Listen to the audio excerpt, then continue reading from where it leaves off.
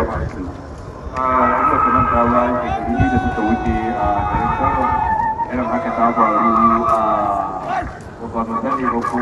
za ka iya bambanta wani abu tsakanin Kano da kuma nan garin Bauchi. Ya dai ga yadda manyan baki da shi kanshi shugaba da kuma mai girma da rashin ake karɓar wannan gaisuwa. Gaskiya irin tsarin yadda na gani ban ga wani bambanci da Kano wanda zan ce ga bambanci ba illa iyaka haduwar dan adam da aka samu a nan al'umma da ta tattara gaskiyar magana.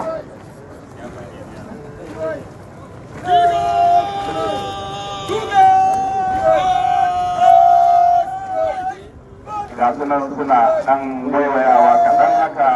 ita ma'ana wannan yan waiwayawa din gaisuwa kenan kuma ga national director ya an wannan gaisuwa ga yanan Allah ba su ga yanan Allah fassar da musa haka a wajen da wannan gaisuwa kuma gashi sun daga ta na ba bari ne za ka ce da gani wayannan samari sun sauki horo kamar yadda ya kamata. Kaga lokacin da aka zo daidai wannan wuri an sassauta dukkan nan ta kwanta wanda yake nuna